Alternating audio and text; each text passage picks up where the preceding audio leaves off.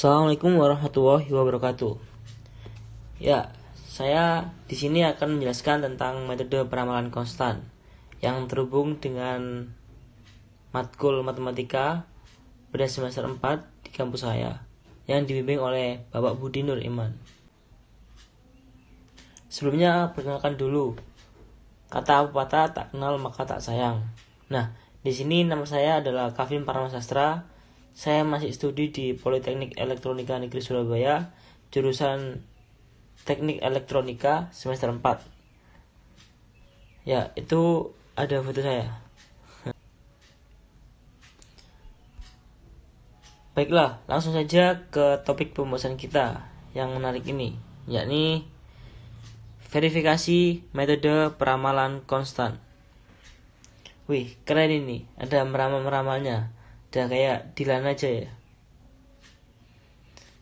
Baik, sebelum kita memahami lebih dalam dan spesifikasi tentang peramalan metode konstan, alangkah baiknya kita dapat mengetahui tentang peramalan di sini itu maksudnya apa sih? Penasaran enggak? Penasaran pasti. Langsung aja ya. Nah, peramalan adalah ada yang udah tahu mungkin atau sempat mendengar. Langsung aja ya. Peramalan adalah seni dan ilmu untuk memprediksi masa depan atau masa yang akan datang. Wih, keren. Yang kedua, peramalan adalah tahap awal dari hasil ramalan, merupakan basis bagi seluruh tahapan pada perencanaan produksi. Selanjutnya, metode peramalan dapat diklarifikasikan menjadi dua jenis. Yang pertama, metode kualitatif. Metode ini digunakan di mana tidak ada model matematika, biasanya dikarenakan data yang tidak cukup representatif untuk meramalkan masa depan. Yang kedua, metode kuantitatif. Metode yang penggunaannya didasari ketersediaan data mentah disertai serangkaian kaidah matematis untuk meramalkan hasil masa depan. Jadi, metode peramalan ini bisa menggunakan metode yang ada kaidah matematisnya dan ada juga yang bisa dikerjakan apabila tidak ada metode matematisnya. Wah, juga ya metode peramalan ini. Nah, di slide selanjutnya ini sebenarnya metode peramalan itu terdapat 7 jenis, yaitu salah satunya metode konstan yang akan kita kaji lebih dalam nanti ya.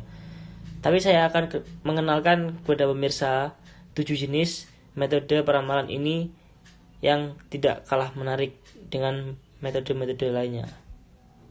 Itu langsung aja. Yang pertama, metode konstan. Atau yang terakhir adalah metode sesional. Langsung aja kita mengkaji tentang metode konstan. Dalam metode konstan, peramalan dilakukan dengan mengambil rata-rata data masa lalu atau historis. Jadi, data masa lalu atau data yang lebih kerennya dibilang data historis itu sangat dipentingkan untuk metode peramalan. Karena kita terpaku kepada data masa lalu. Langsung saja ya menuju rumus dari metode konstan sendiri. Metode konstan ini hanya memiliki satu rumus. Ini dia rumusnya.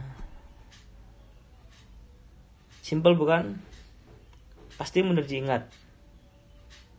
Jadi rumus di sini itu D aksen T sama dengan sigma N 1 dt per N. D aksen T itu adalah forecast untuk saat T. T sendiri adalah time atau independent variable. dt demand pada saat T. N adalah jumlah data.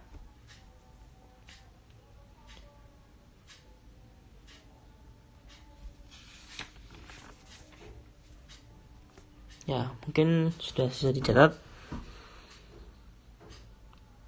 Mungkin agak awam ya dengan rumusnya. Daripada bingung, kita langsung aja ke contoh soal 1 ya. Nah, di sini saya sudah menyiapkan tabel. Di tabel tertera hari dan tanggal, T atau time, DT atau forecast untuk saat T. Nah, di sini hari dan tanggal sudah saya tuliskan agar tidak lama-lama. Yang dimulai dari tanggal 27 hingga tanggal 3 Mei. Terdapat 7 hari ya. 7. Nah, T di sini mengikuti hari atau jumlah data yang tertera di tabel. Di tabel tertera 7 hari, maka T diisi dengan angka mulai dari 1 hingga 7 secara urut ya. Jadi ini Nah, untuk DT atau forecast untuk saat T ini adalah diisi data masa lalu atau yang lebih kerennya tadi dibilang data historis ya.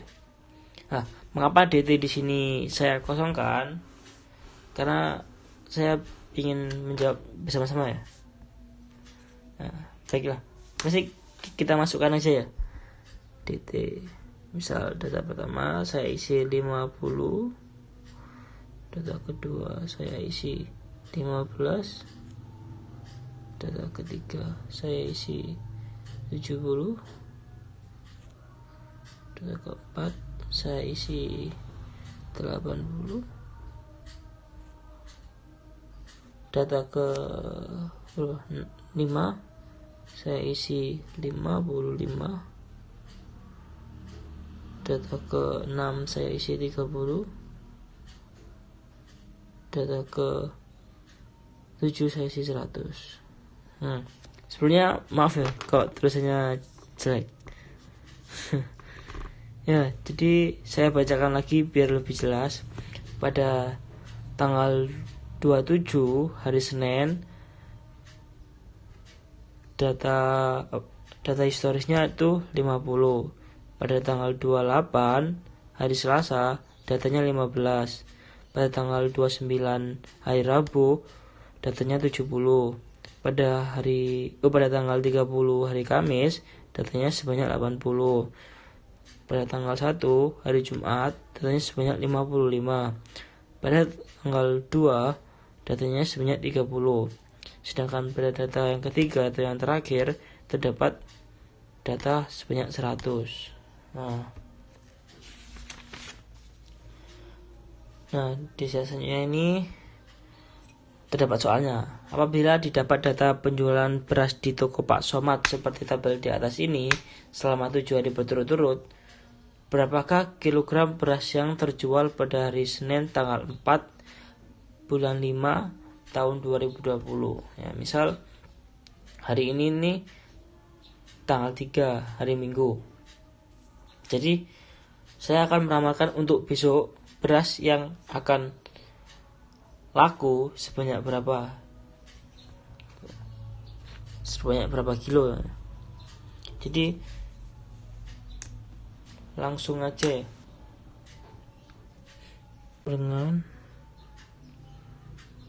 langsung ya kita masukkan ya. Sigma N tadi di sini kan dijelaskan 7. Kita terusin 7. 1 DT tadi ya, ini dari DT itu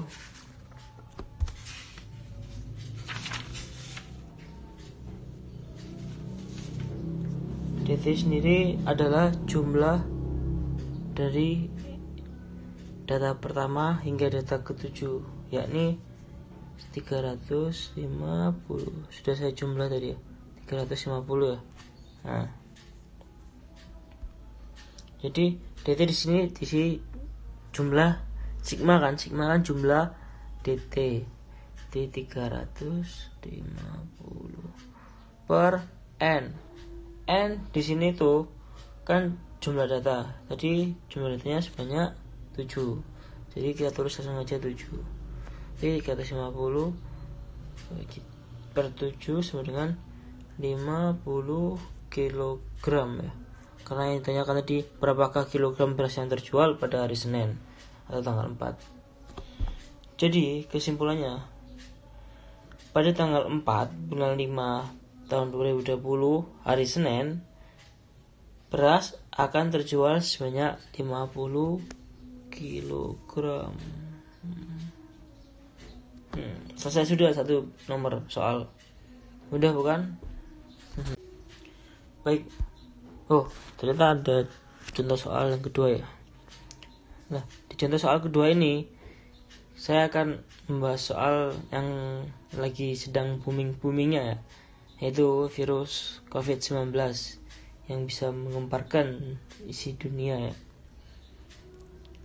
Baik, kita bacakan aja soalnya. Apabila didapat data pasien ODP orang dalam pengawasan COVID-19 di kota X seperti tabel di bawah ini. Maksudnya di slide selanjutnya. Dari tanggal 13 sampai tanggal 25 April tahun 2020, berapakah kira-kira jumlah pasien pada tanggal 26 April tahun 2020? Kerjakan dengan metode konstan. Nah, baik. Nah, ini dia tabelnya. Tabelnya dari tanggal 13 sampai tanggal 25.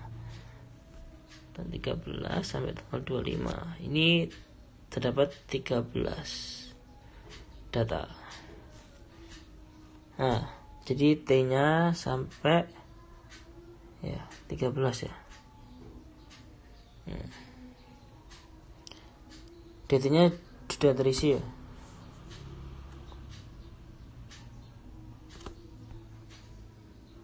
Baik, mungkin ada yang mau mengerjakan terlebih dahulu, silahkan ya, sebelum kita koreksi bersama-sama nanti.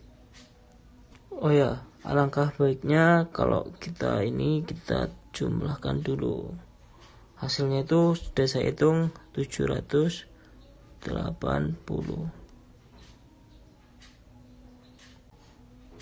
Ya, langsung aja kita koreksi bersama-sama ya.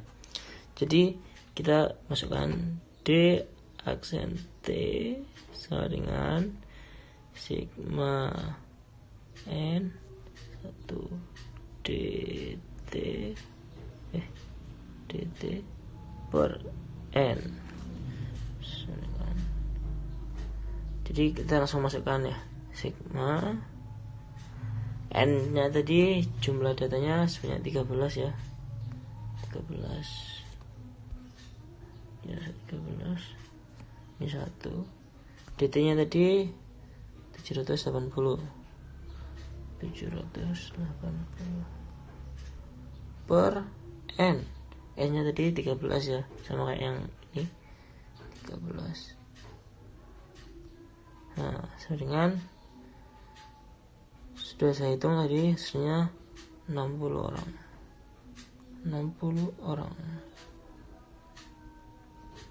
Nah,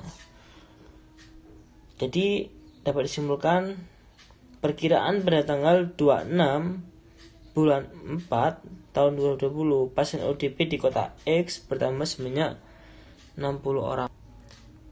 Menarik dan mudah kan mempelajari peramalan dengan metode konstan ini. Sekian dan terima kasih telah menonton video ini. Jangan lupa like dan subscribe video ini. Dan apabila ada yang ditanyakan, silahkan menuliskan pertanyaan di kolom komentar. Oh ya, ada sedikit kata mutiara dari Einstein ya. Education is not the learning of the facts, but the training of the mind to think. Pendidikan bukan pembelajaran fakta, tetapi pelatihan pikiran untuk berpikir. Baik, sekian dari saya. Assalamualaikum warahmatullahi wabarakatuh.